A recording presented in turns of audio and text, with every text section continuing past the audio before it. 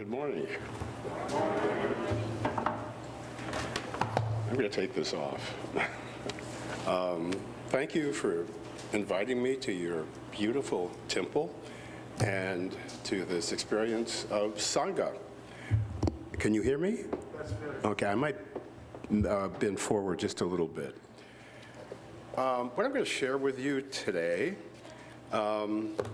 this gentleman mentioned, is an article that I did for a Northwest publication. And you may know the publication. It's called Third Act. I don't know if you've seen it. It's on the stands. You've seen it. And it's devoted to seniors.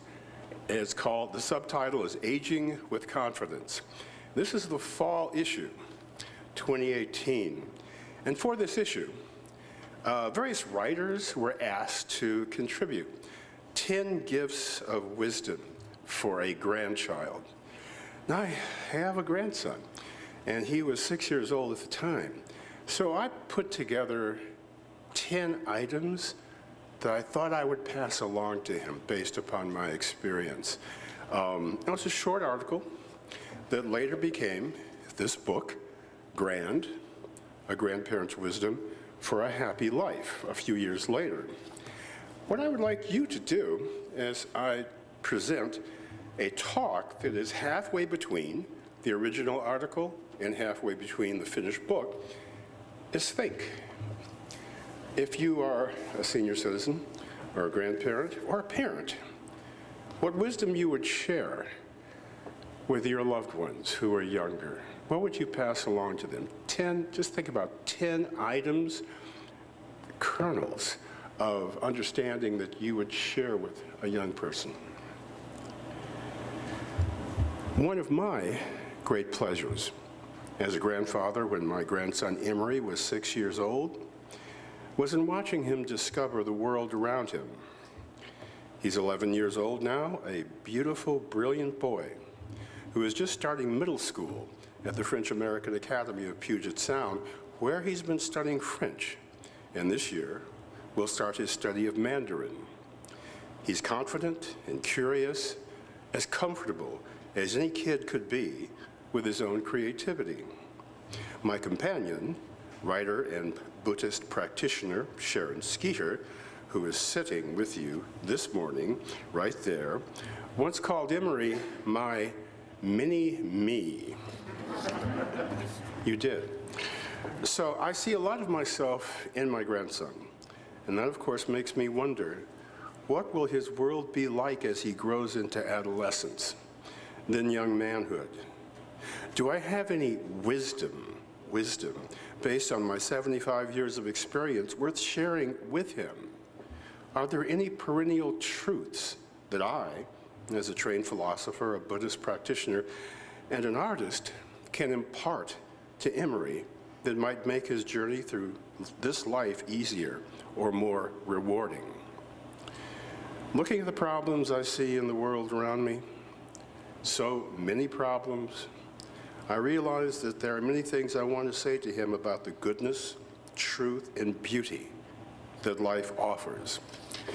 And I want to warn him as well about the dangers, all the minefields I feel he should stay away from in order for him to know happiness and avoid unnecessary suffering. But the problem is that grandfatherly wisdom is probably as plentiful as blackberries. I have too much to tell him. And there is another problem. From a Buddhist perspective, is sharing wisdom based on one's experience really possible when the lives of our children and grandchildren are so different from our own? Wisdom is fixed, codified, static.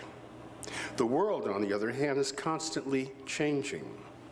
Inevitably, the wisdom we impart is about the past, an impermanent state of affairs that may no longer apply to the now. For example, I was born in 1948, the same year as the State of Israel was created. And I was 7 years old when the Civil Rights Movement began in Montgomery, Alabama in 1955, when Rosa Parks refused to relinquish her seat on a segregated bus to a white passenger. The next decade would see an end to the legal racial segregation that caused my parents and ancestors so much suffering and grief. Then, as the second half of the 20th century unfurled, I witnessed America's emergence as a superpower, the Cold War, the space race, the slow but steady emergence of a counterculture among my peers in the 1960s. I saw a women's liberation movement established by the 70s. I saw this nation's first unwinnable war in Vietnam. I saw the gradual transformation of America's two dominant political parties and a growing distrust of politics after Watergate. I saw the invention of the internet, the expansion of colleges and universities after World War I, and every graduating student today realizes that he or she will change careers at least 5 times during their lives. I saw the fading away of the older economy my father knew, and the rise of a global economy dominated by STEM skills, same-sex marriage, and the legalization of marijuana. I saw mass shootings in our schools and public spaces. I saw the global damage caused by climate change. I saw ongoing and seemingly intractable conflicts in the Middle East. I saw cloning and the creation of chimeras, human missions to Mars, and many more differences between the world of Emery's grandparents and the world that he will experience. Nevertheless, I would like to believe in something once said by Franklin D. Roosevelt. He said, "We cannot always build the future for our youth, but we can build our youth for the future." It was in that spirit that I wrote in 2019 that little book, Grand, A Grandparent's Wisdom for a Happy Life. And in that work, I offered the following 10 ideas, which I'm asking you to think about, your own 10, for my grandson and his generation, and perhaps for our generation as well. Number 1, the first kernel of advice I'd share with my grandson is a challenge that comes down to us from the ancient Greeks. Know thyself. It's a challenge closely related to another Greek idea. The unexamined life is not worth living. I want Emery, my grandson, to revisit those statements and wrestle with them during every season and stage of his life, because through all those changes and stages, his life will be constantly evolving, one hopes, to ever more refined levels of understanding, experience, and maturity, as well as moral and spiritual development. I don't expect him to one day embrace Buddha Dharma or to become a philosopher. However, I do want him to think. If he is always in an interrogative frame of mind, always questioning, always wondering, why, he will see that at any moment in the history of culture, there is always more nonsense than sense. He will realize that it's every serious thinker's job to sustain the frail light of clarity and reason in the ever-present darkness of ignorance, superstition, ideology, dogma, prejudice, and demagoguery. But I want my grandson to see that not everyone he meets will have an interest in thinking well. I know that throughout his life, Emery will be prematurely and superficially judged by others on, say, his hair, complexion, his height, and other cosmetic details about him. This is unavoidable in the social world. We so often see things not as they are, but as we are. However, as his grandfather, one of my duties is to make him aware that while others may foolishly behave this way, he should practice what I call egoless listening, by which I mean he should put aside his ego when others are speaking to him. Without judgment, without interpretations, He should, in the presence of others, cast off any assumptions or presuppositions he might have about them. He and they are without an essence, without a fixed meaning. He should just look and listen to the open-ended profiles of that person as they unfold before him, and understand that he can never know others in the fullness and complexity of their being, just as they cannot know completely the complexities he represents. This means he must always be respectful of others.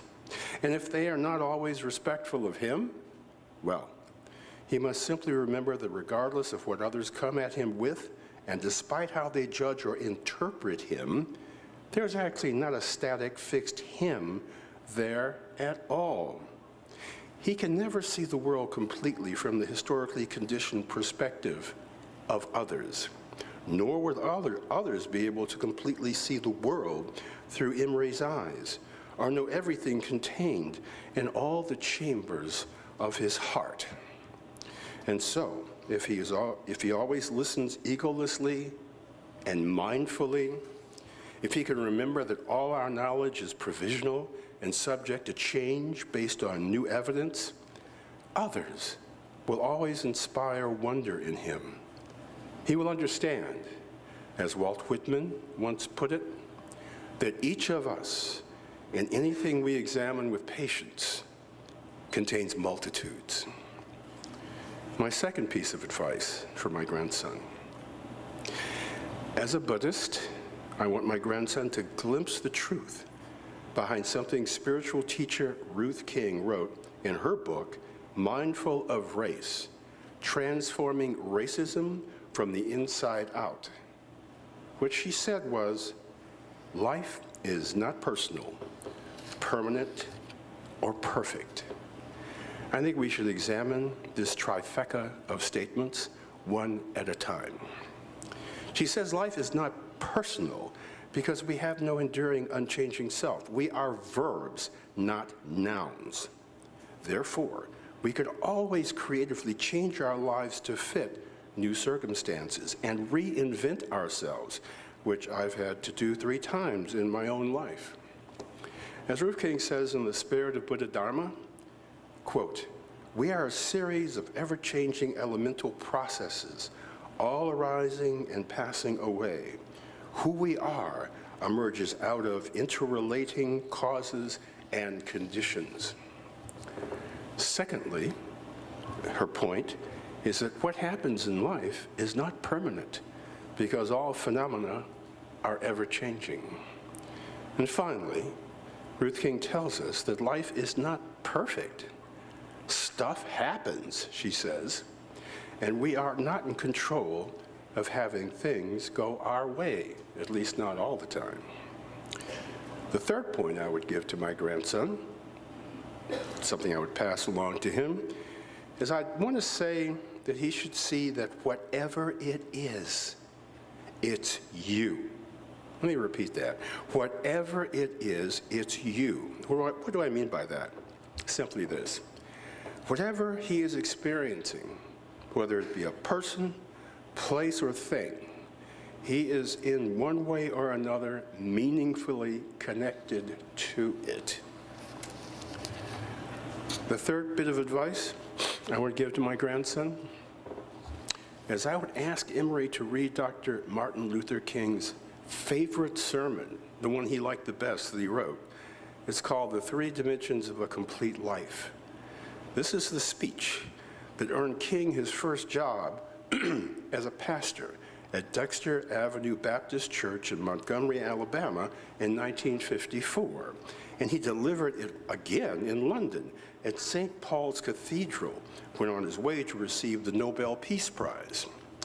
In this speech, he reminded his audience that the first dimension of a complete life was self-acceptance, development of one's personal resources, and doing life's work, quote, so well that the living, the dead, or the unborn couldn't do it better, end quote. In this speech, King also says something that he discovered in a book by a Jewish rabbi named Joshua Liebman. The title of that book is Peace of Mind, and one chapter is called Love Thyself Properly. The point made in that chapter is that before you can love others adequately, you've got to love your own self properly. For King, this meant that, quote, you've got to accept yourself. So many people are just trying to be somebody else. Now, we know, of course, that we can't be someone else. Everyone else is already taken. Actor Judy Garland understood this wisdom when she said, always be a first-rate version of yourself and not a second-rate version of someone else. The second dimension of life for Martin Luther King was learning, quote, that there is nothing greater than to do something for others, end quote. For King, we must always try, after we develop and respect ourselves, to be aware that our lives are characterized by a we relation. That we relation is very much like the Buddhist understanding of our interconnectedness, or pratitya samutpada in Sanskrit. He expressed this wisdom beautifully when he said, we're tied together in life and in the world, and you may think you got all you got by yourself, but you know, before you got here to church this morning, you were dependent on more than half the world. You get up in the morning and you go to the bathroom and you reach for a bar of soap, and that's handed to you by a Frenchman. You reach for a sponge, and that's given to you by a Turk. Before you get through eating breakfast in the morning, you're dependent on more than half the world. So let us be concerned about others because we are dependent on others, King said. And the third dimension for a complete life for Martin Luther King, who was a theologian and this nation's most prominent preacher and moral voice in the 1960s, was the quest for the divine. Because he said, quote, we were made for God, and we will be restless until we find rest in him, end quote. Like King, we should never forget or ignore the spiritual register in our lives, whatever our religion might be.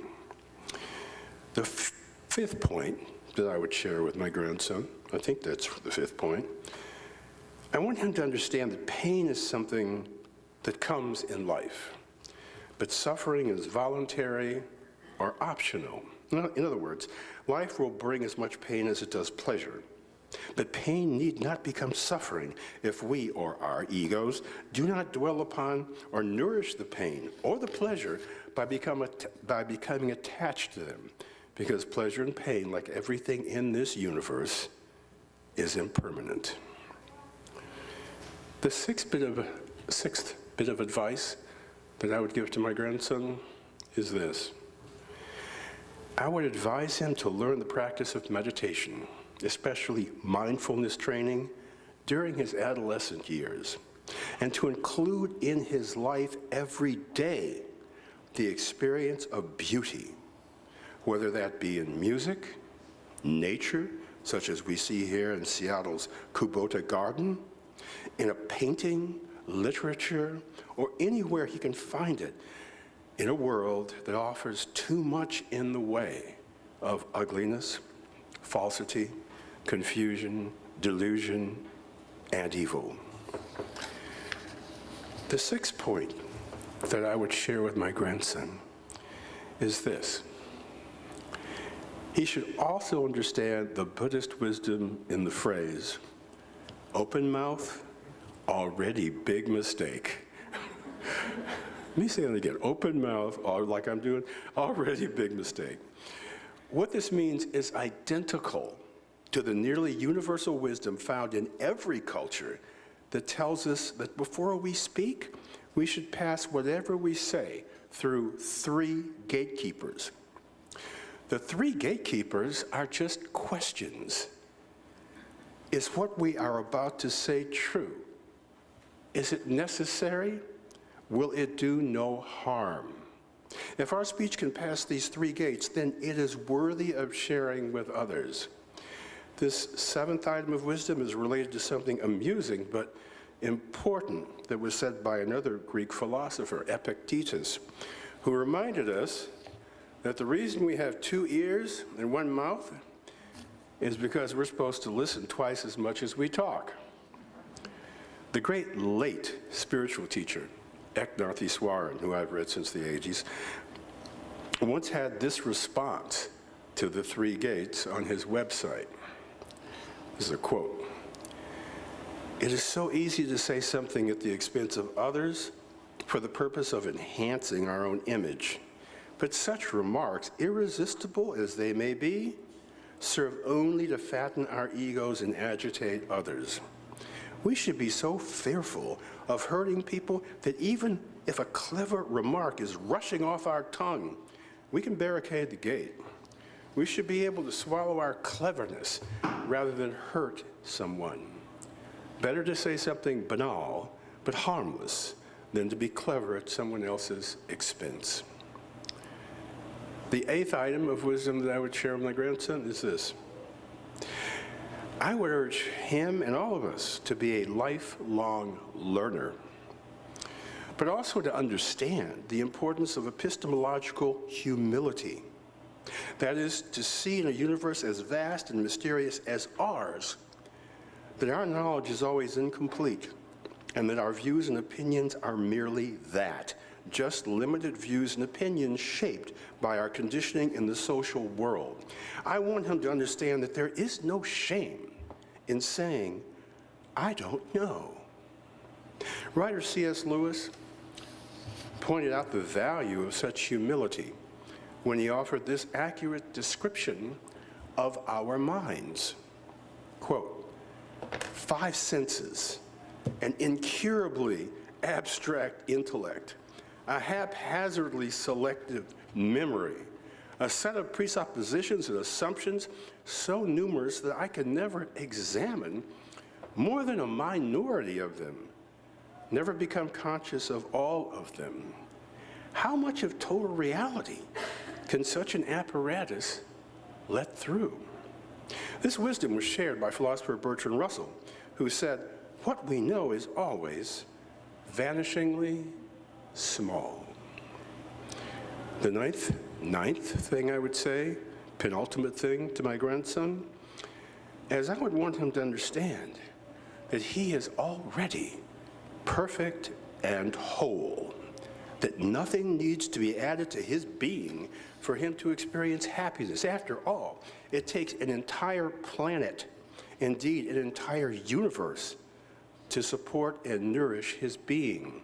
But even though he is perfect as he is, and lacking nothing he needs for happiness, I would like to counsel my grandson to continually strive to reach beyond his current set of skills, and if only just for the joy that experience of growth will bring to him physically, intellectually, and spiritually.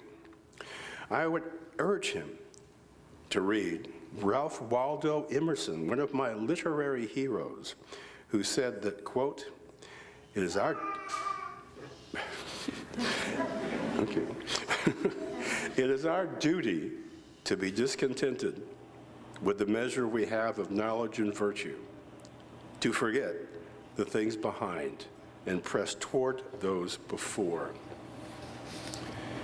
In that little book, Grand, I have more advice for my grandson.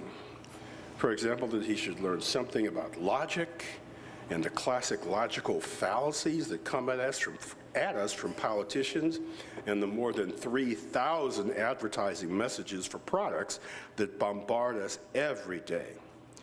I could go on and on, sharing with my grandson his grandfather's experience with blue-collar jobs, with earning academic degrees, with supporting a family, with my encounter with workplace bullies, with supportive co-workers and friends, with romance, and with martial arts training.